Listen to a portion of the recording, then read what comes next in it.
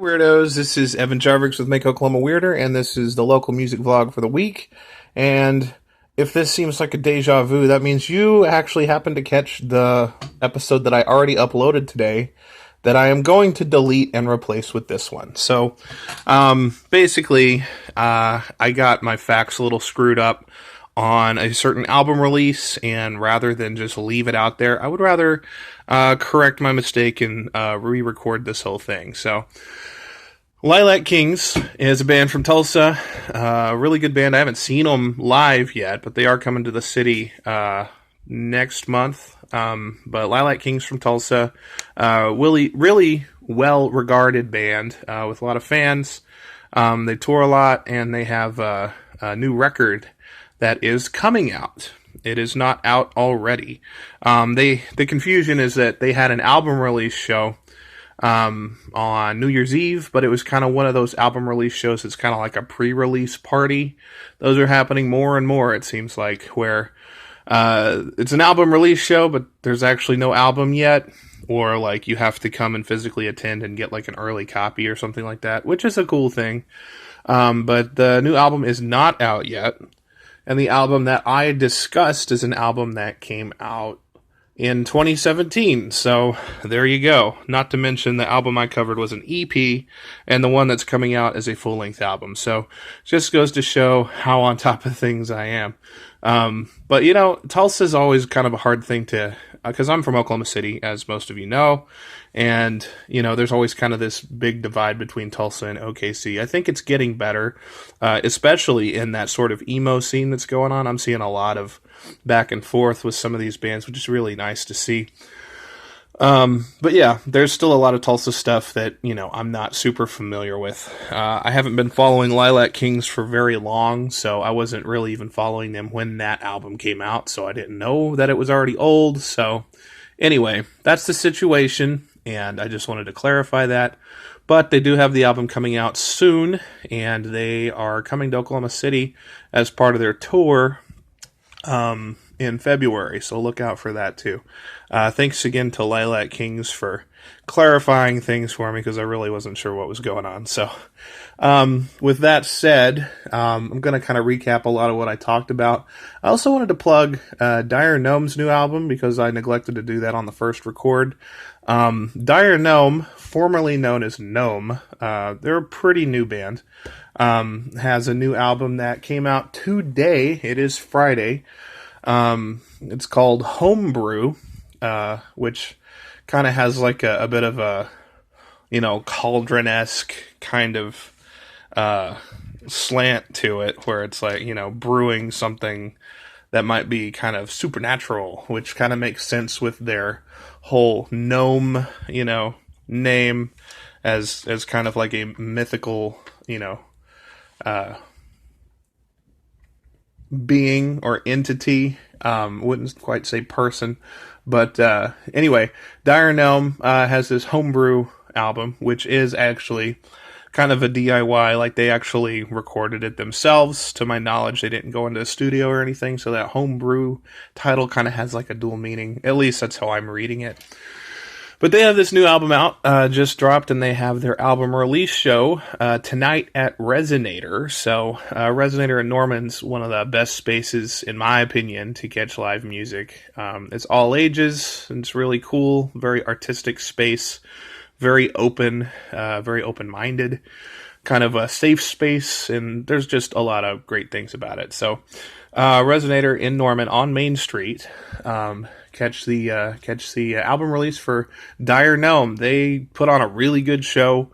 If you're into kind of like a psychedelic rock, kind of meets more of a low-key alternative rock kind of thing, I feel like they do a really good job of that. You'll get your fuzzy guitar solos that kind of expound for measure after measure, and you get your there's like some synthesizers in there that kind of color things up.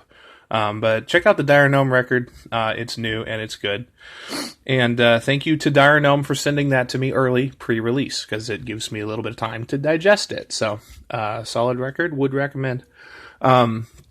I want to mention Don't Blink or You'll Die, who dropped an album on New Year's. Finally got around to listening to it, and It's very good. Very, very good. I think I like it even better than the Paradise EP that came out in 2017. That was in my Big 50. It's called Jazz Battle Classics 2. And it's a short EP of chiptune music. If you like chiptune music, if you don't know what chiptune music is, it's basically, in a nutshell, like 8-bit video game music. So like, you know, the bleeps and the bloops of sorts, but more elaborate, using kind of the constraints of video game music creation to kind of create new music. And Don't Blink or You'll Die is particularly dedicated to kind of working within those boundaries. There's some bands that kind of pair the chiptune stuff with more live instrumentation to kind of beef it out, but I think Don't Blink or You'll Die really does a good job of kind of keeping it strictly to the 8-bit sounds and proving that, no, you can actually make it pretty punchy and pretty amazing just within those limitations. Very textural composer in that sense, I think, which helps a lot. So Don't Blink or You'll Die. If you get a chance to catch this act in person soon, do it now, because I believe Don't Blink or You'll Die will soon no longer be an Oklahoma-based artist, moving out of state, last time I checked at least. So make a point to catch a show if you can. What else? I do want to mention Space Release. If you've been following Space Release, you might have caught the news recently. They're undergoing a rebranding, new band name. I think they lost a member, but it's a new thing. They're a 4-piece at this point, it looks like. But no longer will they be playing as Space Release. They will be playing as Hookup is the band name. So if you see of a band called Hookup, that's the Space Release guys. I'm not sure if they're going to pursue a wholly different sound or if it's going to be kind of derivative of what they've already done. But look out for that. Wanted to mention that. And yeah, there's a lot going on. I think I'm going to mention.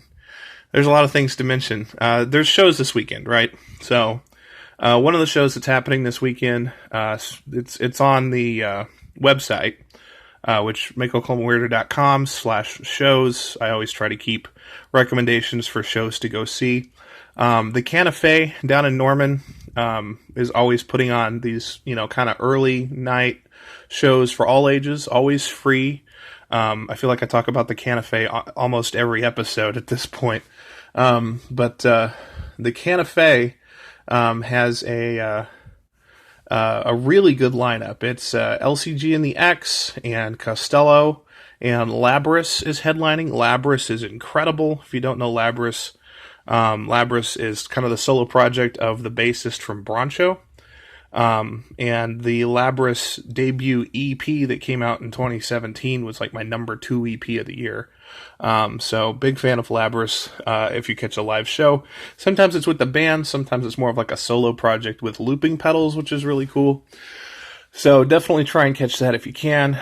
And I also want to plug this show because LCG and The X is currently still crowdfunding for a new album. They've put together all these songs for a new full-length album. Pretty sure it's a full-length album.